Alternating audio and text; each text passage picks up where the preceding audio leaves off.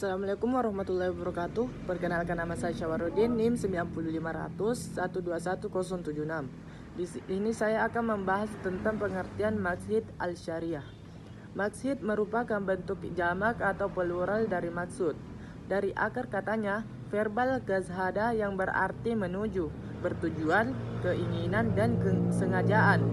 Kata maksud dalam ilmu nahwu disebut yaitu sesuatu yang menjadi objek, sehingga kata tersebut dapat diartikan dengan tujuan atau beberapa tujuan. Sedangkan kata asy-syariah merupakan bentuk subjek dari akar kata syara'ah, yang artinya adalah jalan menuju sumber air sebagai sumber kehidupan.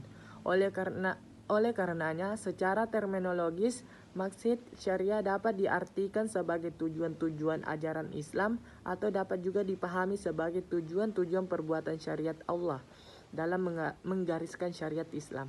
Terima kasih. Assalamualaikum warahmatullahi wabarakatuh. Perkenalkan, nama saya Sri Reski Amelia, NIM 90500121090. Di sini saya akan menjelaskan tentang kandungan maqasid al-syariah. Dapat diketahui merujuk ungkapan Al-Syatibi, seorang tokoh pemburu usul fikih yang hidup pada abad ke-8 Hijriah. Dalam kitabnya Al-Mufakat fi Usul al-Syariah, di situ beliau mengatakan bahwa sesungguhnya syariat itu ditetapkan tidak lain untuk kemaslahatan di dunia dan di akhirat. Jadi pada dasarnya syariat itu dibuat untuk mewujudkan kebahagiaan individu dan jamaah, memelihara aturan serta menyamaratakan dunia dengan segenap sarana yang akan menyampaikannya kepada jenjang-jenjang kesempurnaan, kebaikan, budaya, dan peradaban yang mulia. Karena dakwah Islam merupakan rahmat bagi semua manusia. Sekian dari saya, terima kasih. Assalamualaikum warahmatullahi wabarakatuh. Perkenalkan, nama saya Nur Faidil Adha, NIM 90500 121091. Baik, di sini saya akan menjelaskan mengenai masalah inti maqasid al-syariah. Adapun inti dari teori maqasid al-syariah adalah untuk mewujudkan kebaikan sekaligus menghindari keburukan atau menarik manfaat dan menolak derajat. Istilah yang sepadan dengan inti dari maqasid al-syariah tersebut adalah maslahat. Karena penetapan hukum dalam Islam harus bermuara kepada maslahat. Adapun hubungan antara maqasid syariah dengan maslahat kaitannya sangat erat sekali. Karena tujuan daripada maqasid syariah itu sendiri adalah untuk mencapai maslahat. Para ahli fiqh Islam membagi cukupan lingkup wilayah pembahasan fiqh atau kaitannya dengan ijtihad menjadi dua, yaitu muamalah dan ibadah. Ruang ijtihad di bidang muamalah lebih luas daripada bidang ibadah yang sifatnya ta'abbudi. Ekonomi Islam atau ekonomi syariah adalah salah satu pembagian dari muamalah.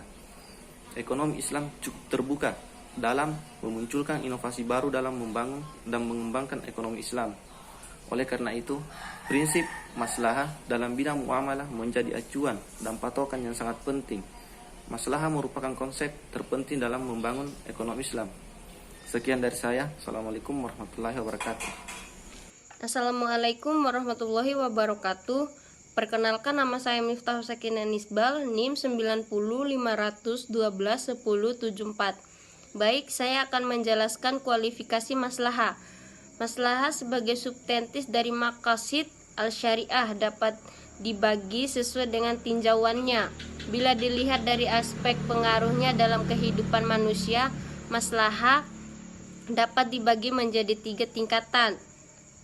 Yang pertama, daruriyat, yaitu maslahah yang bersifat primer, di mana kehidupan manusia sangat tergantung padanya, baik aspek dinia, agama, maupun aspek dunia. Yang kedua, hadiyat, yaitu maslahah yang bersifat sekunder yang diperlukan oleh manusia untuk mempermudah dalam kehidupan dan menghilangkan kesulitan maupun kesempitan. 3. Tasyiat, yaitu maslahah yang merupakan tuntutan muarah moral dan itu dimaksud untuk kebaikan dan kemuliaan. Terima kasih. Wassalamualaikum warahmatullahi wabarakatuh. Assalamualaikum warahmatullahi wabarakatuh. Perkenalkan, nama saya Ahmad Farid dari kelompok E, ingin melanjutkan materi yaitu tentang kategori maslahah. Para ulama usul fikih membagi maslahah ke dalam 3 kategori, yaitu 1. Maslahah berdasarkan segi perubahan. Maslahah menurut Mustafa Asy-Syalabi atau guru besar usul fikih Universitas Al-Azhar, Kairo, terdapat 2 bentuk maslahah berdasarkan segi perubahan. Maslahat pertama, al-maslahah as-sabita, yaitu kemaslahatan yang bersifat tetap, tidak berubah sampai akhir zaman, misalnya berbagai kewajiban ibadah seperti salat, puasa, zakat, dan haji. Kedua, al-maslahah al-mutaqayyirah, yaitu kemaslahatan yang berubah-ubah sesuai dengan perubahan tempat, waktu, dan subjek hukum. Yang kedua, maslahah berdasarkan keberadaan. Maslahah menurut syar'ah.